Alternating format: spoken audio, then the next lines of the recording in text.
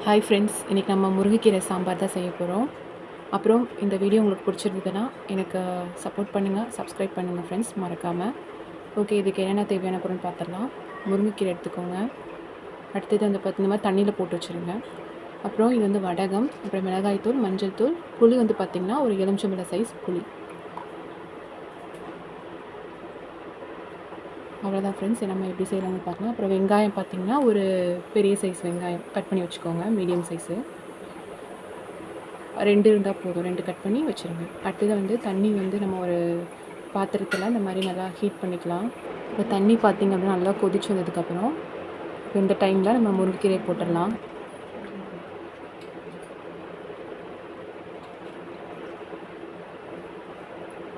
முருங்கைக்கீரை நல்லா வாஷ் பண்ணிவிட்டு ஒரு 2 டைம்ஸ் நல்லா வாஷ் பண்ணிக்கோங்க. நல்லா கழுவி முடிச்சுட்டு அதுக்கப்புறம் போட்டுக்கோங்க.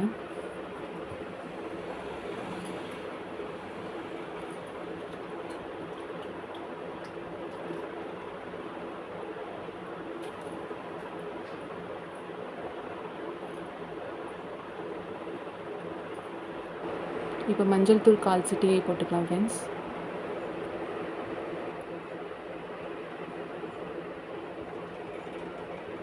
மிளகாய்த்தூள் 1 கரண்டி போட்டுக்கலாம்.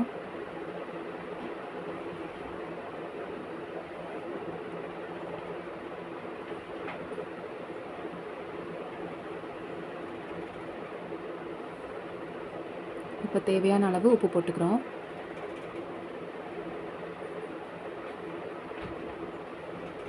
அவ்வளோதான் ஃப்ரெண்ட்ஸ், இது எல்லாமே நல்லா கிளறி விடுங்க.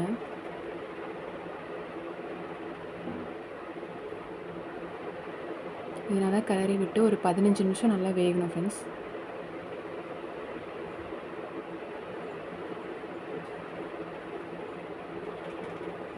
அடுத்தது பார்த்திங்கன்னா நமக்கு வந்து துவரம் பருப்பு எடுத்துக்கோங்க. ஒரு 100 துவரம் பருப்பு, அதை 1 டம்ளர். இதுக்கு வந்து 1 தக்காளி, அப்புறம் பெருங்காயம் அது மட்டும் போட்டு ஒரு 2 டம்ளர் தண்ணி ஊற்றி நல்லா ஒரு 3 விசில் விட்டுக்கோங்க ஃப்ரெண்ட்ஸ். இப்போ முருங்கைக்கீரை நல்லா கொதி வந்துடுச்சு ஃப்ரெண்ட்ஸ், ஒரு 15 நிமிஷம் ஆகிடுச்சு. இப்போ நம்ம வந்து புளி கரைச்சி வச்சுருக்கோம் இல்லையா, அதை ஊற்றிடலாம்.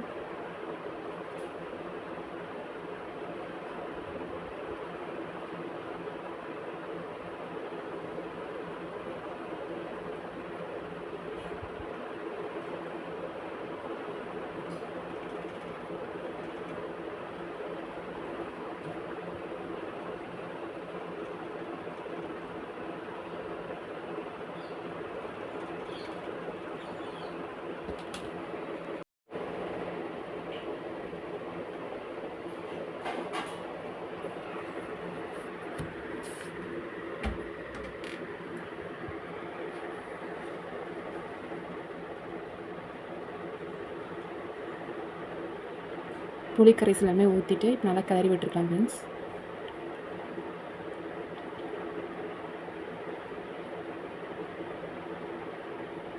இப்போ வந்து பார்த்திங்கன்னா நம்ம பருப்பு வச்சுருக்கோம் இல்லையா, பருப்பு வேக வச்சு ரெடி பண்ணி வச்சுருக்கோம் இல்லையா, அதில் வந்து இந்த கீரை ஊற்றிடலாம். ஊற்றிட்டு இதை வந்து ஒரு 5 மினிட்ஸ் நல்லா கொதி வரட்டும்.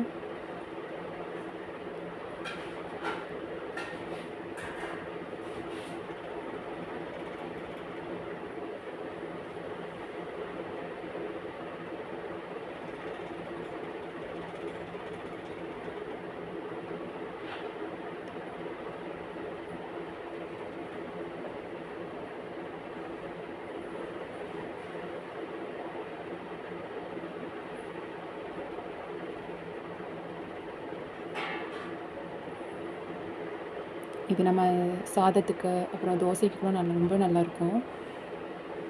இப்போ வந்து பார்த்திங்கன்னா தனியாக இப்போ வந்து தாளிக்கிறதுக்கு நம்ம பண்ணிக்கலாம்.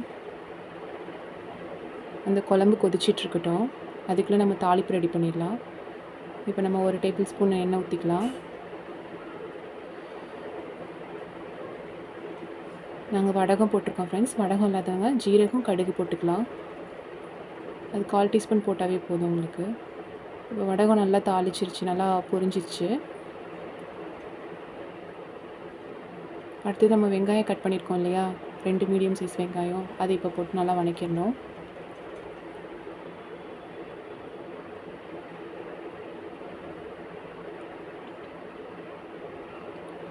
நல்லா செவந்து பொன்னிறமாக வர வரைக்கும் நல்லா வதக்கிக்கோங்க.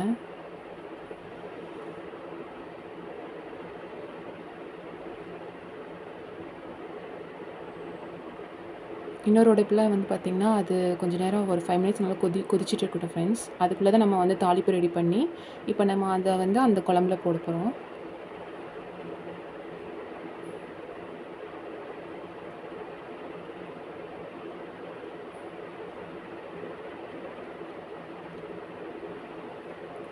அதான் ஃப்ரெண்ட்ஸ் நல்லா செவந்துருச்சு. இப்போ நம்ம அந்த குழம்புல போட்டுடலாம். தனியாக நம்ம ஒரு 5 மினிட்ஸ் கொதிக்க வச்சுருக்கோம் இல்லையா, அதில் போட்டுட்டு நல்லா கிளறி விட்டுருங்க. கிளறி விட்டு ஒரு 10 நிமிஷம் நல்லா கொதிக்கணும் ஃப்ரெண்ட்ஸ். அவ்வளோதான், சூப்பராக ரெடி ஆகிடும் முருங்கைக்கீரை சாம்பார். இது உங்கள் வீட்லேயும் செஞ்சு பார்த்துட்டு எனக்கு என்னென்னு சொல்லுங்கள் ஃப்ரெண்ட்ஸ். ரொம்பவே நல்லாயிருக்கும். நம்ம வீட்டில் இருக்க ஒரு சிம்பிள் இன்க்ரீடியன்ஸ் வச்சு தான் நம்ம இதெல்லாமே செய்கிறோம். உங்கள் ஃபீட்பேக்கை எனக்கு சொல்லுங்கள். இது நல்லா தோசைக்கும் நல்லாயிருக்கும். Thank you friends.